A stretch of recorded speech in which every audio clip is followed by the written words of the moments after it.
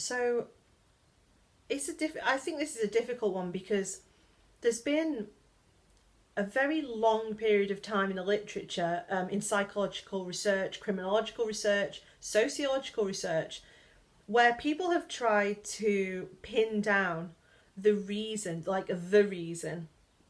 why we blame women for sexual violence. And I guess that was always going to fail. And that's how I felt. I remember when I started studying it, when I started to research it, that there couldn't possibly be one reason, could there? And a lot of theorists over a period of time have suggested, this is the theory of victim blaming, or this is the reason why we blame women.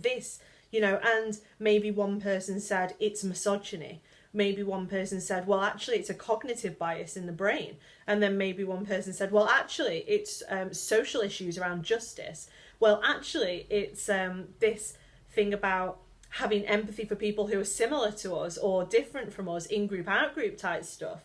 And over all of those years I was studying it and reading it, you find yourself thinking, oh, that makes sense. Yeah, that must be why we blame women for sexual violence. Must be misogyny. And then you read another theory and you think, no, maybe that's why we blame women for sexual violence. Maybe it's because we have issues around who gets justice and who doesn't. And then you sort of read the stuff around racism, sexism, classism, and you think that makes sense. That's why we blame women for sexual violence. It's classism, it's racism, it's sexism all mixed up. And then you sort of read around cognitive stuff, attribution bias, and the way that we process information. You think, oh, that makes sense. Because we don't just have attribution bias in sexual violence, we have it in lots of other issues. So you think, yeah, maybe that's why we do it. And that's, I guess that was my journey around this. If someone asks me, why do we blame women for sexual violence, I always start by saying that there are a number of theories that I think have been possibly sometimes perceived as competing theories. I actually think they're complementary theories. I think that each theory of victim blaming in sexual violence and broader domestic violence, abuse, I think the way that I read them was that they made sense when they're all added together, but they don't adequately explain the victim blaming of women when they're seen singularly. So, by saying, oh, it's that theory, that's the reason why we blame women for sexual violence. Like I said, it was never really going to work. Humans are complicated and multifaceted. But also we exist in many different cultures, norms, belief systems, hierarchies. We're not very easy to generalize. Whenever you read a theory that can generalize thousands or millions of people, you can usually pick holes in it pretty quickly. So why we blame women for sexual violence actually does boil down to a number of those things that I started to talk about and we'll get into as this goes on. So, a lot of people, including feminists like me, would very quickly say it's hatred of women, it's misogyny, it's sexism. That it's not that they're wrong, it's more than that. So yes, absolutely, sexism and misogyny is playing a massive part in why we blame women for sexual violence. That sort of, she was asking for it, she deserved it, it's her role in life, that women are objectified, hypersexualized, dementalized to the point where that is literally the point of them, is to have, big tits and a round arse and to look a particular way, to be thin and then to be fat and then to be fat in the right places and thin in the right places. And it is difficult, right? It's really difficult. And those women who are watching this, and men actually, who are quite aware, especially if you're older, maybe if you are in your 50s or your 60s or your 70s, you will know that body type of women has shifted with the decades. So you're supposed to be sort of 90s Kate Moss, super thin, absolutely nothing on you, no boobs, no bum. And then we're here, right, 2019, and it's like tiny waist, massive bum, massive legs. There's not a massive emphasis at the moment on boobs, but if you go to the beginning of the noughties, the trend was as big boobs as you can get and a little bum, right? Women exist in this, girls exist in this, and when you fall outside of the stereotype of what it is you're supposed to look like, we know that the research suggests that you are more likely to be blamed for sexual violence if you fall outside of the perfect woman stereotype. And that goes both ways, unfortunately. So we know that if a woman is overweight by social standards, so that actually might not mean overweight by medical standard. If a woman is seen as overweight, she is more likely for her case to go not guilty in a court of law around rape or sexual assault. She's also more likely to be blamed by people around her for what happened. And that's because of that assumption that if a woman is overweight and unattractive, then who would want to rape her? She's unrapeable.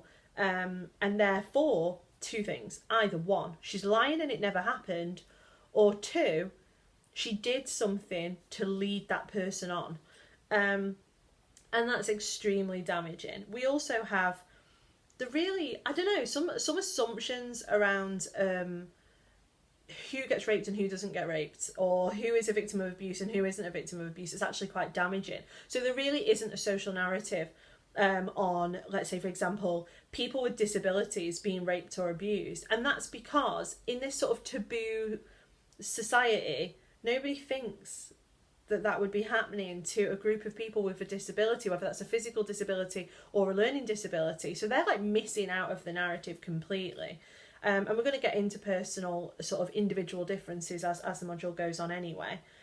So you've got sexism, misogyny, you've got this stuff like token resistance, like the social norm that when you say no as a woman to a sexual advance, you don't really mean no.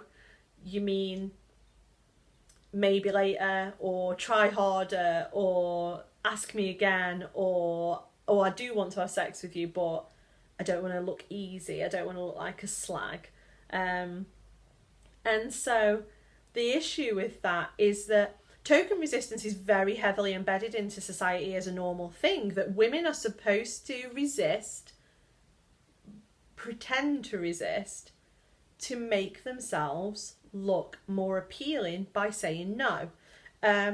Boys and men are taught this from a very early age, and so are women and girls, that even if you're interested in someone, even if you want to have sex with them, you're not supposed to, because then you'll be easy. So you're supposed to say no. The problem with that, obviously, is that boys and men are being taught that's what women and girls do, and women and girls are being taught that's what they're supposed to do.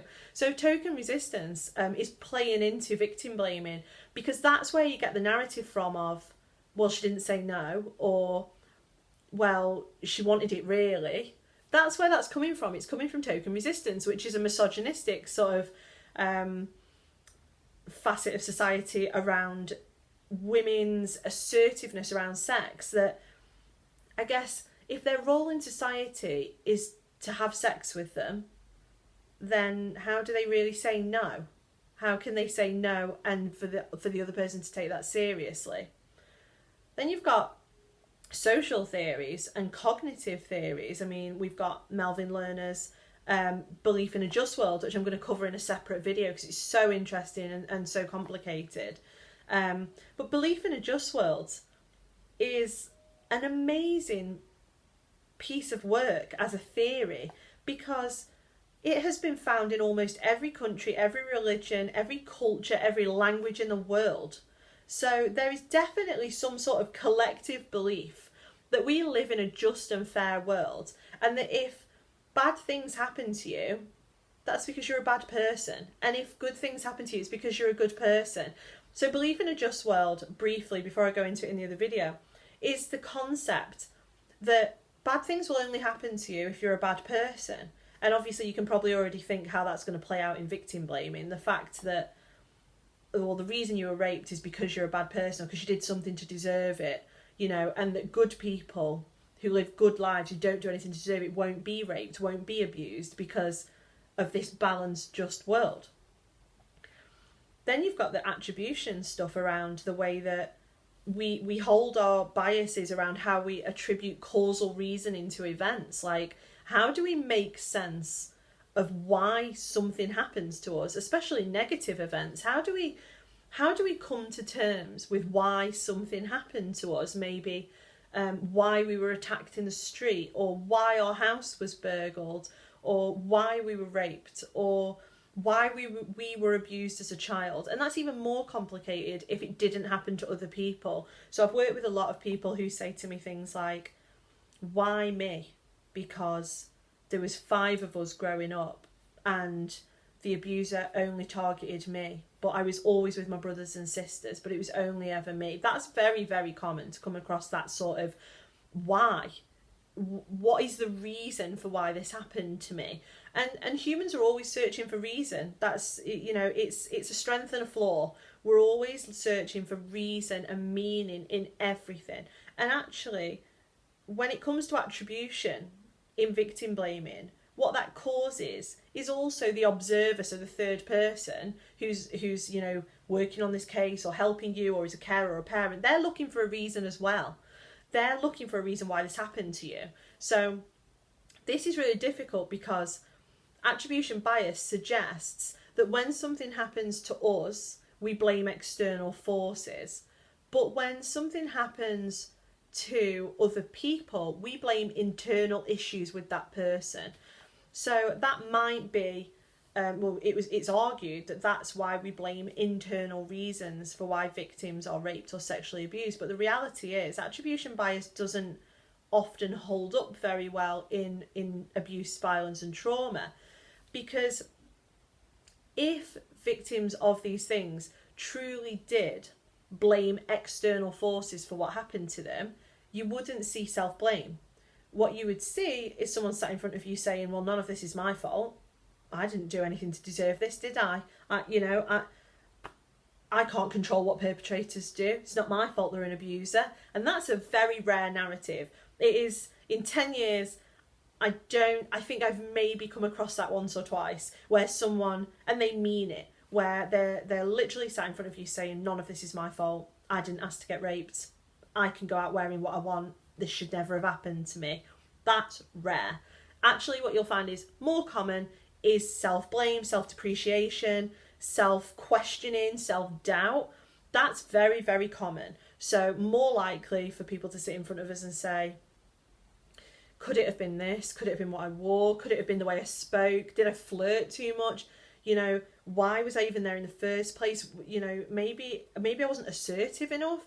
Maybe I shouldn't have got in that car. Maybe I should have stayed with my friends. And actually, that is a lot of what people working in sexual violence, especially supporting women and girls, are going to be working with, is that constant questioning of self. So attribution bias, attribution theory around victim blaming, it makes sense in some situations, but it doesn't explain self-blame at all, really. So we're going to get into all of the theories separately, but I guess this is a very long answer to say that why do women get blamed for sexual violence? So many reasons. So many reasons. So many ways and so many messages and so many factors. So just so many different routes of communication about why all women should take responsibility for, or are to blame for, or are lying about, or are exaggerating, or, you know, about abuse, rape, and sexual trauma. It's a massive issue. And, you know, that's why we're here. That's why we're doing this module. That's why we're learning about it, right?